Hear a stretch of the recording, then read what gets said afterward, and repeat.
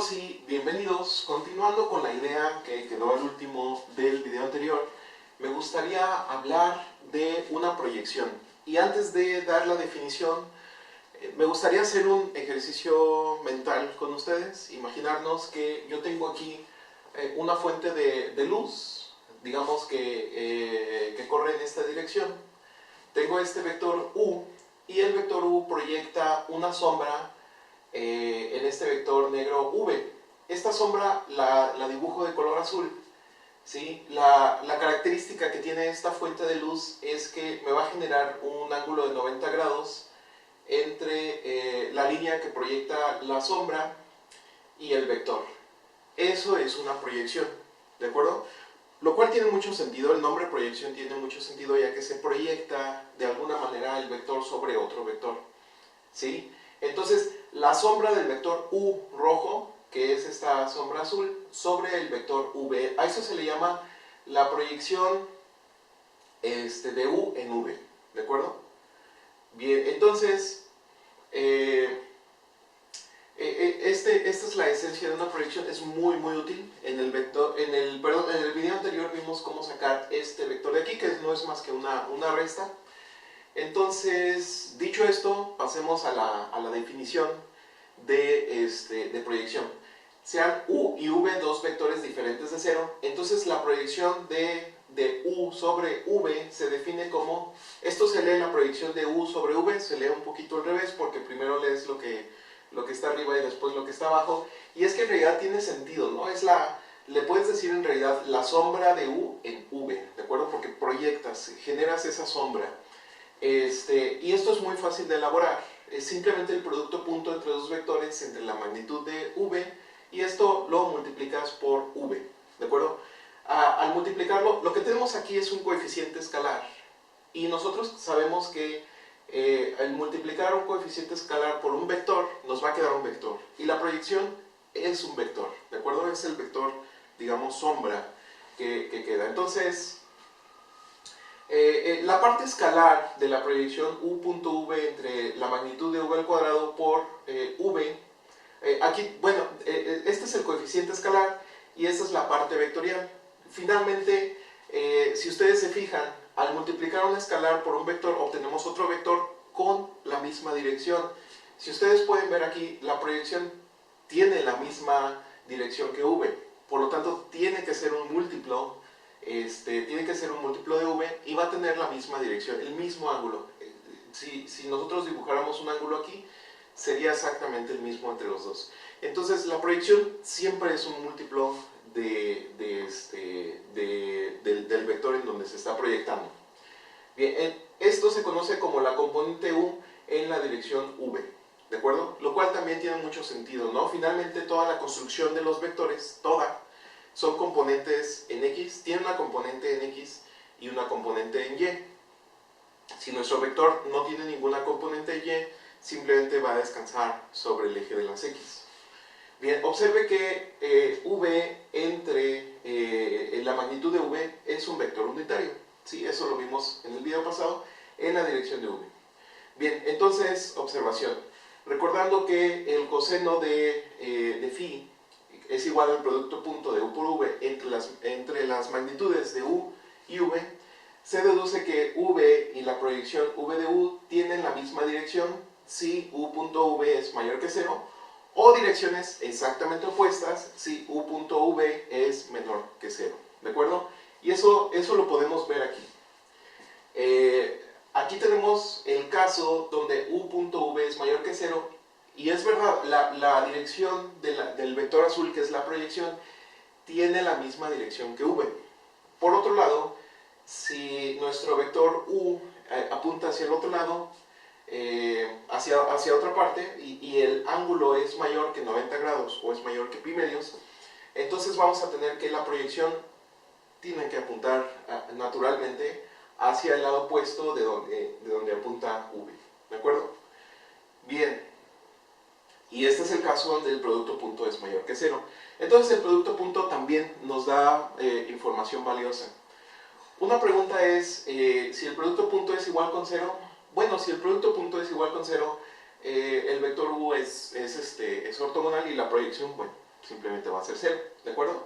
Y eso tiene mucho sentido porque aquí está el producto punto, el cual va a ser 0, multiplicamos por 0 el vector v y simplemente nos va a dar el origen. Bien, entonces, observación, se puede pensar que la proyección de u en v como la componente de v del vector u, ¿de acuerdo? Entonces, esto es interesante, podemos tomar proyecciones en los ejes, o podemos tomar proyecciones como componentes de otros vectores que no necesariamente son los ejes que nosotros tenemos aquí en el plano cartesiano. Observación, si u y v son ortogonales, entonces u.v es 0, de tal manera que la proyección va a ser 0, ¿de acuerdo? ¿Sí? Si son las 12 del día, yo estuviera, digamos, en el Ecuador, justo en el equinoccio de verano, la sombra que va a proyectar el sol sobre mí va a ser simplemente lo que alcance a cubrir con mis hombros y con mi cabeza. Si tuviera un sombrero, únicamente lo del sombrero, y dibujaría nada más el lugar como sombra donde estoy parado. En este caso, suponiendo que estoy a 90 grados del piso, ¿no? Del suelo llano. Entonces, esto también ocurre con las proyecciones, ¿no? Si son ortogonales, nada más la sombra va a ser un punto. Y ese punto, debido a que los vectores los representamos como, flechas que parten del origen, entonces ese punto tiene que ser el origen. Observación, una definición alternativa de la proyección es: si u y v son vectores diferentes de 0, entonces la proyección de u en v es el único vector con las siguientes propiedades, ¿de acuerdo? Esto en realidad nos da propiedades de la proyección. La proyección de u en v es paralelo a v. Recordemos que paralelo significa que es un múltiplo del vector. Ajá. Entonces, sí, son paralelos, son múltiplos. De hecho, aquí se ve que es un múltiplo de v, ¿de acuerdo? Porque el producto punto y la magnitud son escalares. U menos la proyección de u en v es ortogonal a v. Esto de aquí es, digamos, este vector que nosotros dibujamos en verde, ¿sí?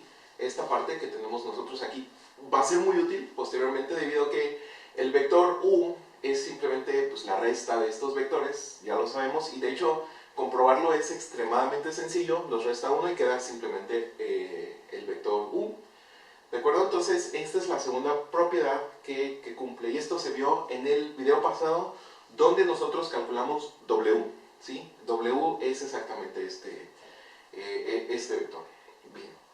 Entonces, vamos viendo un ejemplo. Calcule la proyección de u en v, donde u es igual a 2,3 y v es igual a 1,1, ¿de acuerdo? Entonces, todo lo que tenemos que hacer es un producto punto, dividirlo entre la magnitud, y este escalar multiplicarlo por v.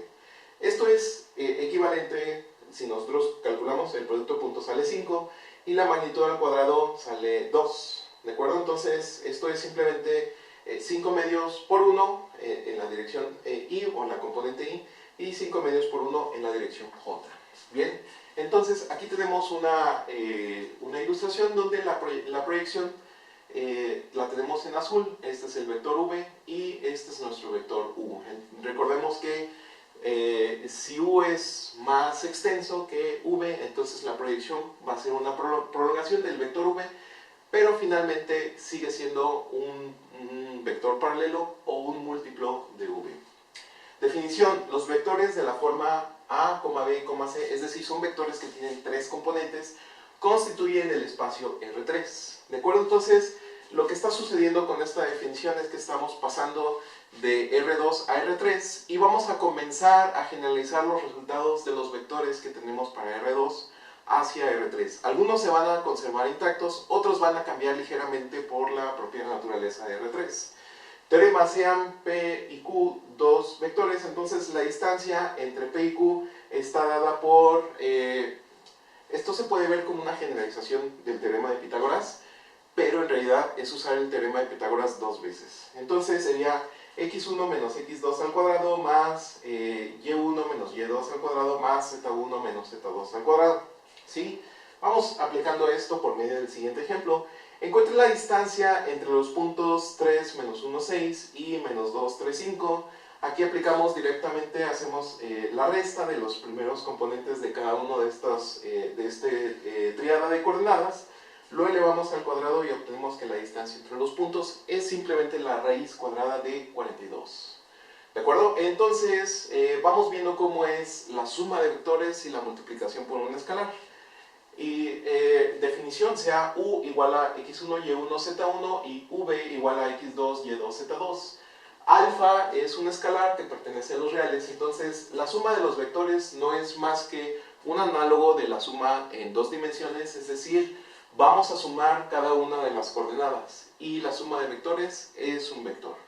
¿De acuerdo? La multiplicación también es análoga a nuestro caso en dos dimensiones, debido a que cuando multiplicamos un escalar por un vector, vamos a multiplicar cada una de las componentes de este vector por este escalar.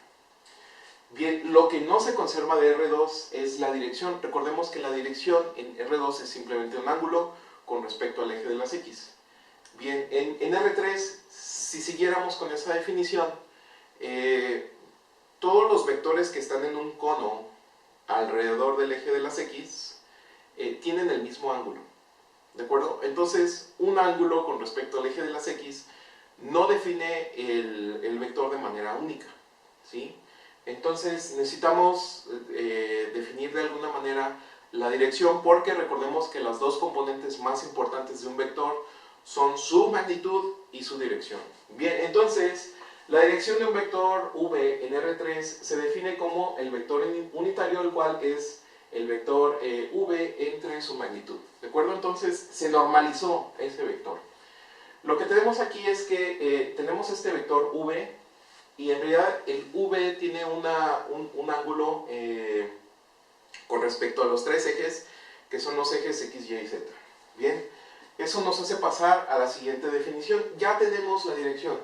Entonces, los ángulos alfa, que es este ángulo con el eje de las x, beta, que es el ángulo con respecto al eje de las y, y gamma, que es el ángulo con respecto al eje de las z, se llaman ángulos directores del vector v, y los podemos obtener fácilmente simplemente dividiendo cada componente entre la magnitud y sacando el coseno inverso, ¿sí? El arcoseno. Entonces, coseno de alfa es igual a x0 entre la magnitud de v, coseno de beta es igual a y0 entre la magnitud de v, y coseno de gamma es igual a z0 entre la magnitud de v. ¿De acuerdo? Y estos tres ángulos definen de manera única la dirección de nuestro vector en cuestión. Bien, si queda cualquier duda, por favor, déjala en los comentarios o ponte en contacto conmigo, y nosotros nos vemos en el siguiente video. Hasta luego.